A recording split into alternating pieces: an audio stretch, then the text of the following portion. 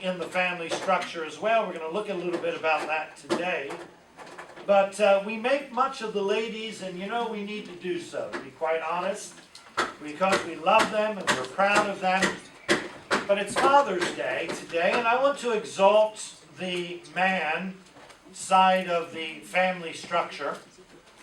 And notice how I say man, because the family structure that is approved of in the Bible does not self-identify with any other gender other than a male and a female. And so this is Father's Day, and I want to praise God for the position that the Lord gave to men in general and fathers specifically. Now in Proverbs chapter number 17, would you turn there with me? Proverbs chapter number 17 in verse number 6. I want you to see that he is the glory of his children. So Proverbs 17 in verse number 6.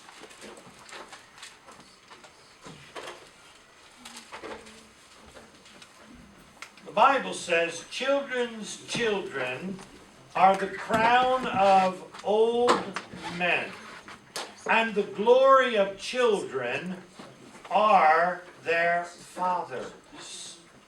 I think it's very important to see this morning that the glory of children are in large part shaped by the father imprint, or the man's or the male's enrollment in that family and leadership in that family and leading by example in that family.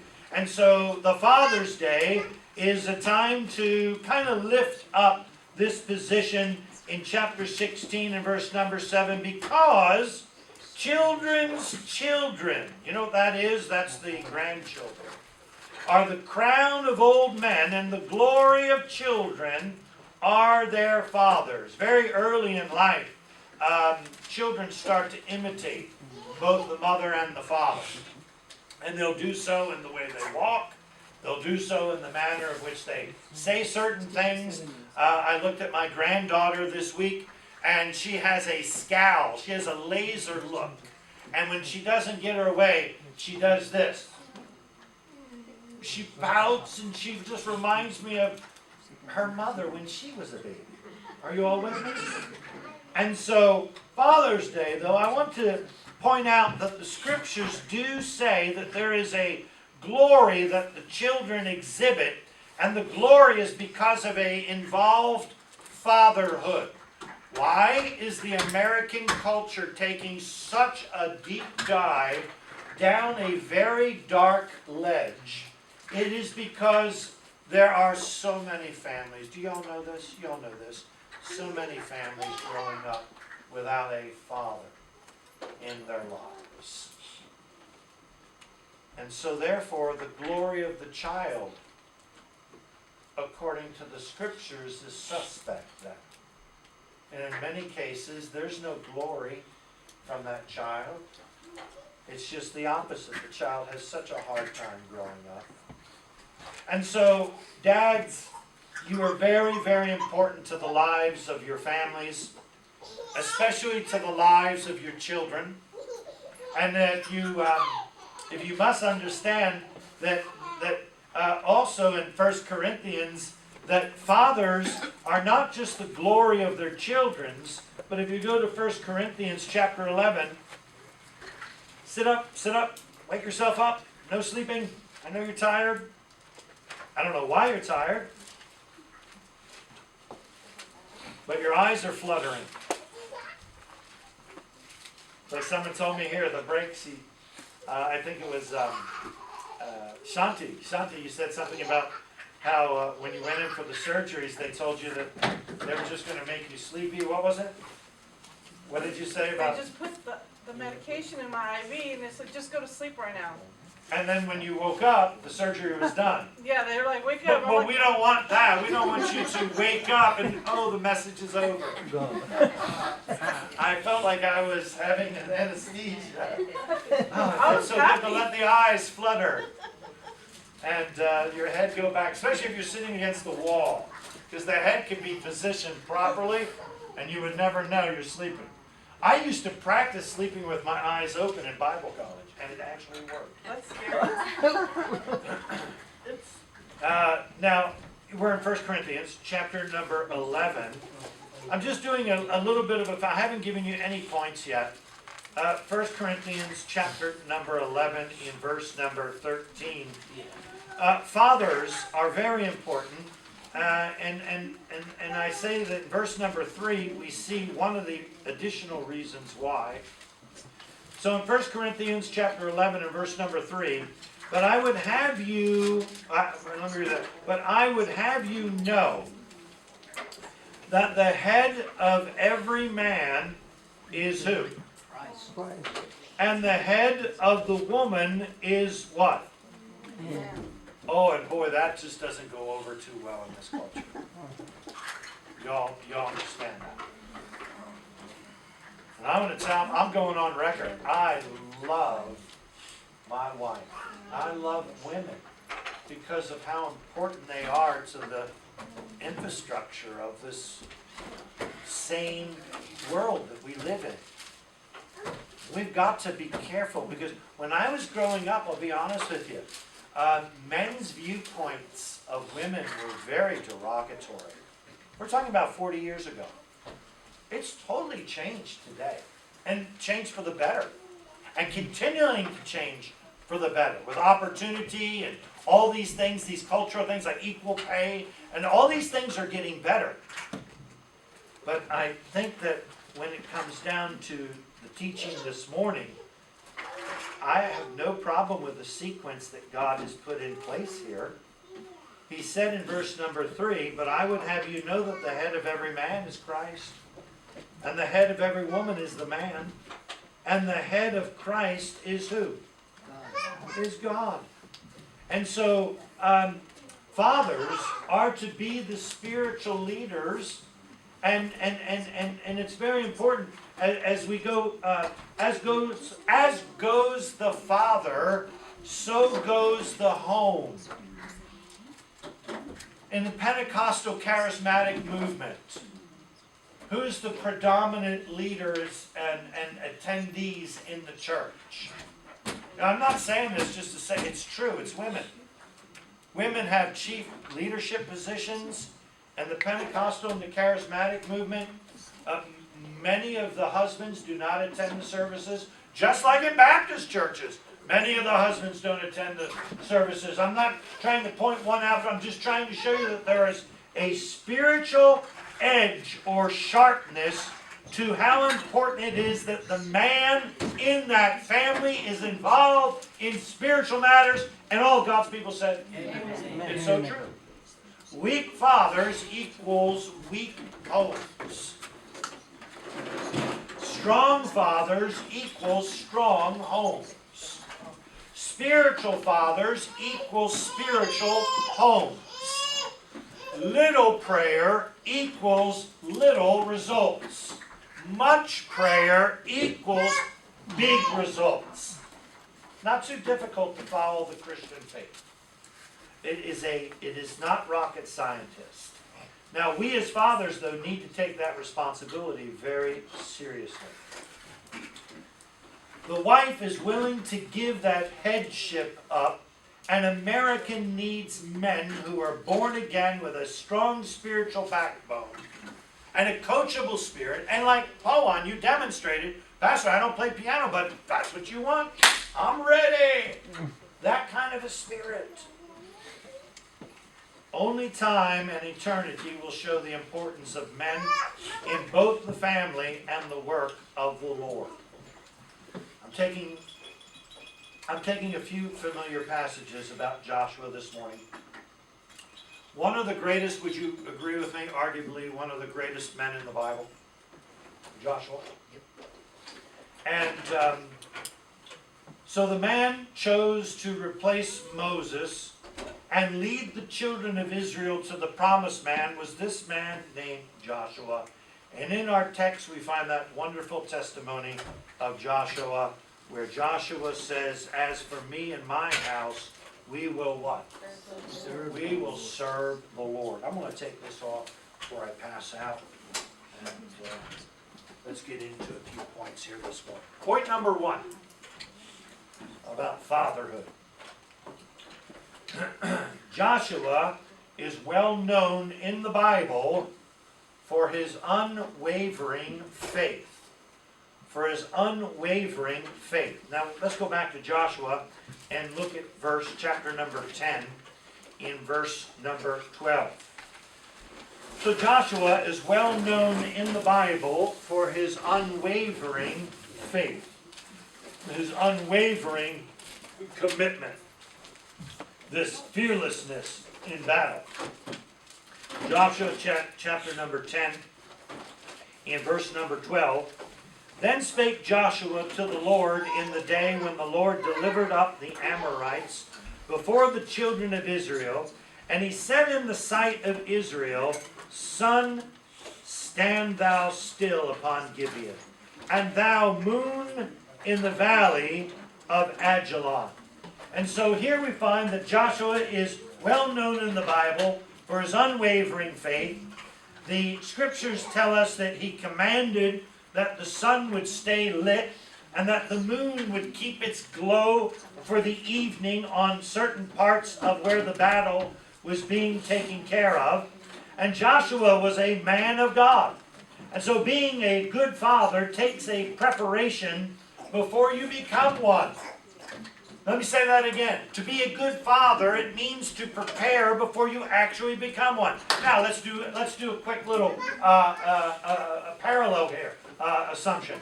It takes for you to become a good husband that you prepare before you actually go to the wedding altar. Before you can be a good student in college, you must first be a good student where? In high school. And so it just mentally and logically and scripturally, there is a sequence. What is the sequence that we just read a moment ago? And that is, for all men, Christ is the head. And then for all women, who is the head? It would be the man in that relationship. How about if none of your daughters are married yet? Then it's the father's role. Look, I'm not saying anything you don't know. You go back to Nepal. You see the sequence and the adoration and the wisdom given in an ancient, it's not even Christian. But you can see that the children take care of the parents. And the parents are lifted up and adored for what they did and provided for in the lives when they were young. There's a sequence. There's nothing wrong about this sequence that God gave us. But man is very much a part of that sequence as well. Joshua, being a good father, takes preparation before you become one, and most young men are looking for a good wife while giving very little thought of preparing to be a father. I'm going to look at the life of Joshua this morning. How he progressed to a point of saying, as for me and my house, we will serve the Lord. It just didn't arrive. It just didn't happen one day where he said that. Numbers chapter 27 and verse number 15, please. Numbers chapter 27. Let me show you how the preparation begins for a man looking to one day be a father, or someone who's already a father now who can catch up. Numbers 27 and get the biblical outline. Not the ones that were handed down to us by a culture or a tradition, but biblically. Numbers 27, verse number 15 through 20. And Moses spake unto the Lord, saying, let the Lord, the God of the spirits of all flesh, set a man over the congregation, talking about Joshua, which may go out before them, which may go in before them, and which may lead them out, and which may bring them in, that the congregation of the Lord be not as sheep which have no shepherd. Numbers 27, verse number 18. And the Lord said unto Moses, take thee Joshua the son of Nun, a man in whom is the Spirit, and lay thine hand upon him, and set him before Eleazar the priest, and before all the congregation, and give him a charge in their sight, and thou shalt put some of thine honor upon him, that all the congregation of the children of Israel may be obedient. So I want to give you these 6 points this morning on fatherhood that we learned through Joshua. Point number 1, Joshua learned to make war. Joshua learned to make war. So Exodus chapter number 17, if you'll turn there please, and we'll look at our first point this morning. Exodus 17, 9 through 13, please. Verses 9 through 13. I want to look at the life of Joshua because he was a man of God. And I want to see how he progressed to this point of eventually being able to say, as for me and my house. Now you may think you can say that, but you're going to find that you may be struggling with one of these 6 points or so that I'm going to share this morning. But the very first one is Joshua learned to make war. Now before you cast any judgment on that statement, hang in there. Exodus 17, verses 9 through 13. And Moses said unto Joshua, choose us out men, and go out, fight with Amalek. Tomorrow I will stand on the top of the hill with the rod of God in mine hand.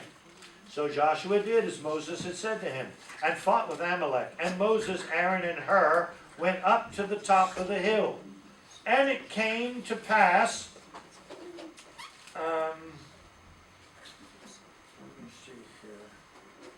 and it came to pass when Moses held up his hand that Israel prevailed, and when he let it, and when he let down his hand, Amalek prevailed. But Moses' hands were heavy, and they took a stone and put it under him, and he sat thereon. And Aaron and Hur stayed up his hands, the one on the one side, and the other on the other side, and his hands were steadied until the going down of the sun, and Joshua discomforted Amalek and his people with the edge of the sword. And so, get the picture. If you hold your hands up right now, it's okay. I can hold my hands up right now. And by the way, after about 10 minutes, they'll feel what? Heavy. They'll feel a little heavier. Amen? After about 2 hours, they're going to feel like I'm holding weights. And you got the picture. And so the picture there is God's man. In this case, here we're looking at this great preacher. And Joshua's down fighting the war. And then we have Moses, the great leader, having one hand held up by her, and the other by, who is it in the scriptures? By Aaron, Moses' brother. And they're holding up the hands. And who's doing the fighting down there? Joshua's doing the fighting because he had to make war. And men will never make good fathers until they're willing to learn to fight. You say, what should they fight for? Men need to learn to fight for the right fights. Let me say it again. The right fights. Men need to learn war. Learning as a boy, as well as learning as a man, to become a man that must be active. Listen to this. Aggressive, tough, daring, and dominant is not the right fight. That leads into the prejudice that we now have to circumvent and to overcome these last 4 decades. It used to be a man's world, brother. And it was a man's world in this Bible, too. So we've got to learn the right fights. And the right fights are not to go ahead and who can be the aggressor, who can be the toughest, who can be the most dominant. It's who can be the most godly. Who can be the one that can go ahead and take a slander and not get on Facebook. I was so discouraged discouraged to see, and I don't even know the person. I was looking at my Facebook. They're friends of my wife or somebody. And I saw this woman pour out her heart.